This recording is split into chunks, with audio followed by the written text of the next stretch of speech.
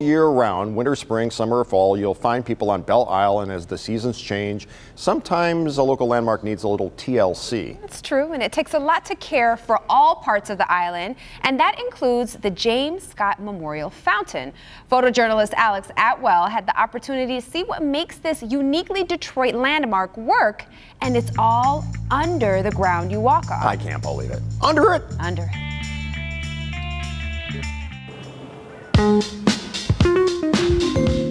Well, for somebody that did not like history in grade school and high school, to be able to actually put your hands on that history, you really start to understand what they may have been thinking in the teens and the 1920s to actually build something this monumentous.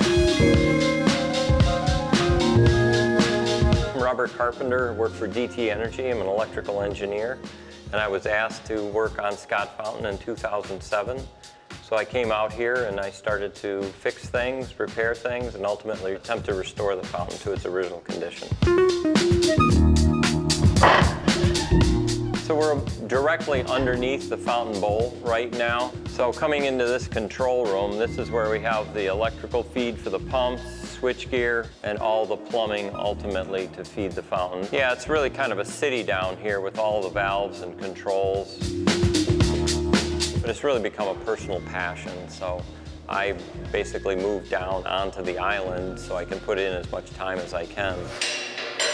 We get started on cleaning, repairing, fixing. This is the main jet, so it goes all the way up the center. This main jet is driven off this pump that we're currently working on.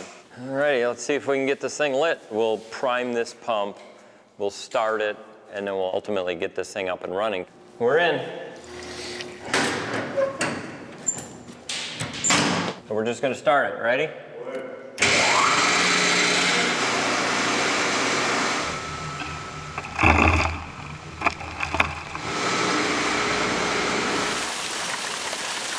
So the main jet is driven off of pump number 1.